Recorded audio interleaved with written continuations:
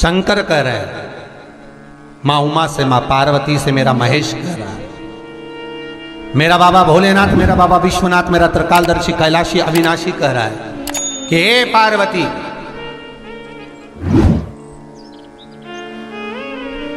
एक बीला, एक बेल जो मुझे समर्पित करता है, और समर्पित करने के बाद उस बेल की महत्वता देखिए, जो बैसाख महीने में बाबा शंकर को जो चढ़ाया जाता है, और 1000 अश्वमेध यज्ञ का पुण्य फल हम प्राप्त कर लेते हैं मात्र एक फल चढ़ाकर, मात्र एक फल चढ़ाकर। हे पार्वती,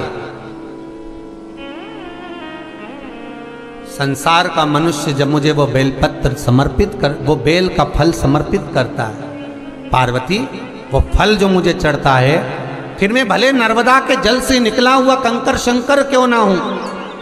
फिर चाहे मैं गंगा के जल से निकला हुआ कंकर शंकर क्यों ना हूं, चाहे फिर मैं यमुना के जल से निकला हुआ कंकर शंकर क्यों ना हूं, चाहे मैं सरयू के जल से निकला हुआ कंकर शंकर क्यों ना हूं, चाहे मंदाकिनी के जल से निकला हुआ कंकर शंकर क्यों ना हूं, ए पार्वती, फिर जो भी शिवलिंग पर वो बेल समर्पित होता है, वो बेल उठाकर जीव अपने कार्य में ले सकता है। ये माँ उमा से कह रहा है। तो उस बेल की महत्वता जानेंगे। अब अपन उस बेल को जानने के लिए वापिस स्कंद पुराण में चले, तो स्कंद पुराण में लिखा हुआ है कि जो बेल बैसाख के महीने में शंकर को चढ़ाया जाता है, वो बेल का फल उठाकर रख लिया जाता है। बैसाख के महीने में उस चढ़े हुए, बाकी के आपको बेल का फल खाना हो तो बात दूसरी, पर चढ़ा हुआ जो बेल का फल है वो पूरा बैसाख नहीं खाना। बैसाख के बाद में अगला जो महीना आए, उस महीने के अंदर उस फल के अंदर का गुर्दा निकालकर उसको सुखा लीजिए, और सुखाकर जिस व्यक्ति को पथरी की बीमारी हो और जिस व्यक्ति को पेट में बहुत भोजन पचता ही नहीं है, पूरा शरीर पाचन क्रिया बेकार हो गई, उस व्यक्ति को केवल 7 दिन तक शंकर पर चढ़ा हुआ वो बेलपत्र प्रदान कर दीजिए, पथरी भी बाहर और पाचन क्रिया भी ठीक, जिंदगी भर तकलीफ नहीं। उस बैसाख में उस फल की इतनी महत्वता बाबा भोलेनाथ स्कंद पुराण, लिंग पुराण, नर्मदा पुराण, पद्म पुराण के अंतर्गत, शिव महापुराण के अंतर्गत वर्णन कर, उसकी महत्वता है। वो बेल का फल साधारण नहीं हो सकता।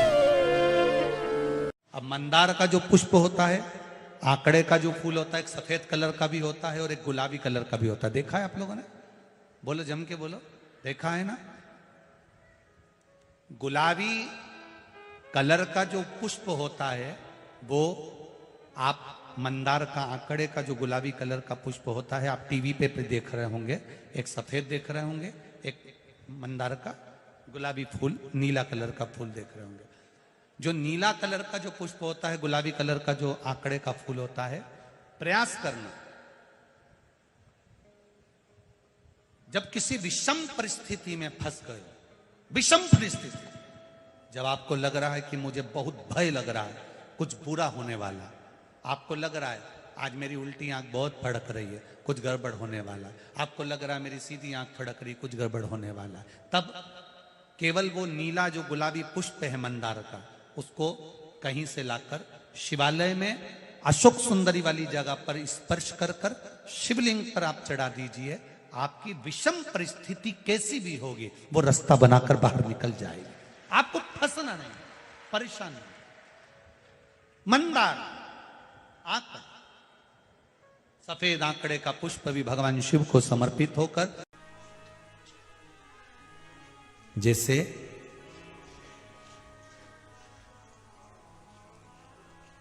बेले के फल का गुर्दा, बेल का जो फल होता है, बेलपत्री का फल, उसका जैसे गुर्दा, उसके अंदर का जो भाग होता है बेल का, वो गुर्दा,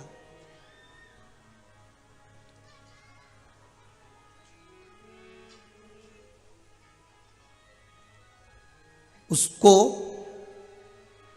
अग्नि में जलाकर उसकी भस्म तैयार कर कर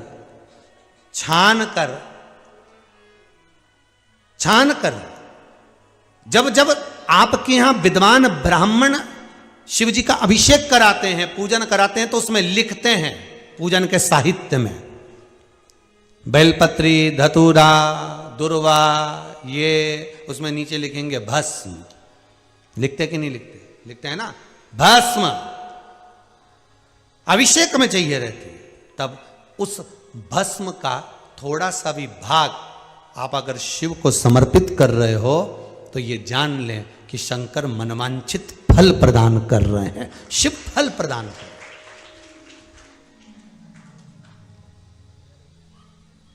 महाराज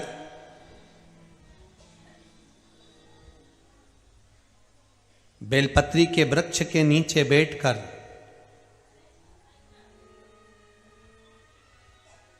हाथ में एक बेलपत्र का पत्ता रखकर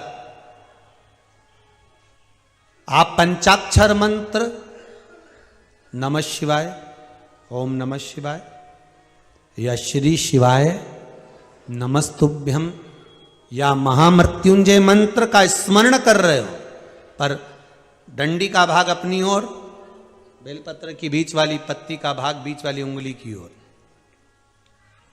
रखकर अगर आप स्मरण कर रहे हैं और अपनी कामना कर कर बेलपत्री के वृक्ष के नीचे बैठकर उस पत्ते को सम्मुख रखकर बाबा से विनय कर कर एकांत में उस बेलपत्री के वृक्ष की छांव में, बेलपत्री के वृक्ष की छांव आप कामना कर कर उस पत्ते को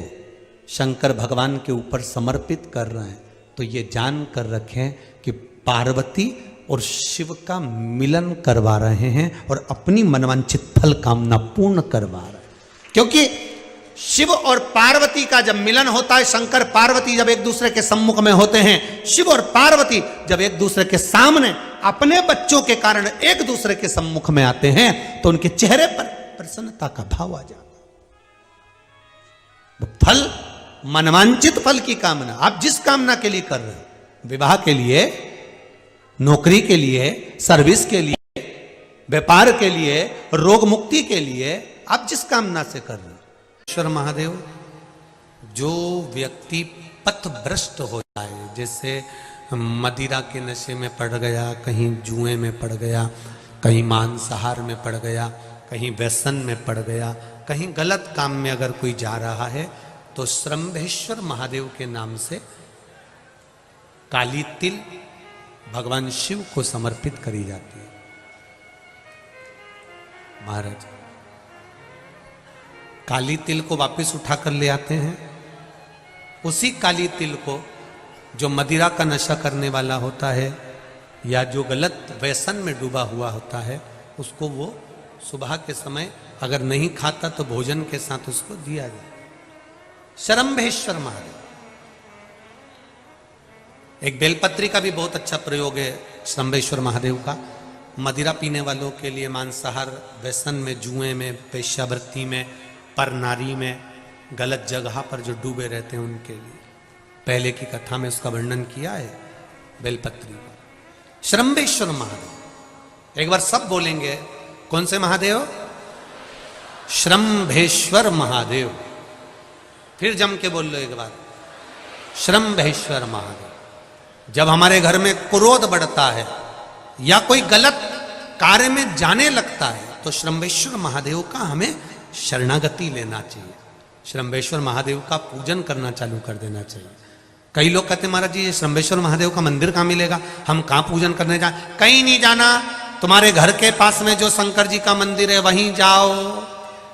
उसी देवालय में, उसी मंदिर में जाओ, श्रंभेश्वर महादेव के नाम से जल चढ़ाना प्रारंभ करेंगे। वो जल जो गलत संगत में पड़ा हुआ है उसका आचमन कराना प्रारंभ करेंगे, अपने आप उसकी धीरे धीरे बुद्धि सुधरना प्रारंभ हो जाएगी। ऐसा श्रंभेश्वर महादेव का है। उस बैसाख के महीने में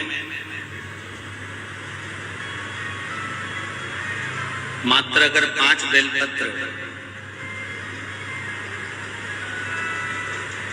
और मट्टी के पात्र में रखा हुआ जल, मट्टी के पात्र से मतलब है कलश, जो माटी का जो कलश होता है आपके घर में जो रखा हुआ है, ये जरूरी नहीं है कि वो नया ही खरीदना पड़ेगा, ये जरूरी नहीं है कि वो आपको नया ही कलश खरीदना है, नया ही आपको लेकर आना है या नया ही आपको लेकर आओ। आपके घर में जो मट्टी का कलश रखा,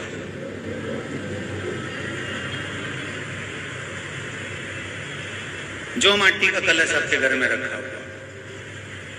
5 बेलपत्र, मट्टी के कलश में जो जल भरा हुआ हो वो जल तांबे के पात्र में डालकर शिव जी पे 5 बेलपत्र अशोक सुंदरी वाली जगह पर जो आप लेकर आए हो, 5 बेलपत्र वो अशोक सुंदरी वाली जगह पर समर्पित कर मट्टी के पात्र का जो जल है वो जल बैसाख के महीने में किसी भी दिन, चाहे आप सोमवार को कर लो, प्रदोष को कर लो, चाहे आप शिवरात्रि पे कर लो बैसाख महीने की, तो आप अगर उस मट्टी के कलश का जल या पात्र का जल शंकर भगवान को 5 बेलपत्री अशोक सुंदरी वाली जगह पर समर्पित कर जल अगर चढ़ा देते हैं तो महाराज ये उदर से जो जुड़ी हुई परेशानियां जो मनुष्य को झेलना पड़ती है, चाहे भोजन नहीं पच रहा हो, चाहे उदर में पत्थरी हो रही हो, या कोई अनेक परेशानियां जो उदर से जुड़ी हुई होती है, बैसाख के महीने में अगर प्रतिदिन मट्टी के पात्र का जल शिवजी को समर्पित करा जाता है तो उदर से जुड़ी समस्याएं अपने आप धीरे धीरे समाप्त हो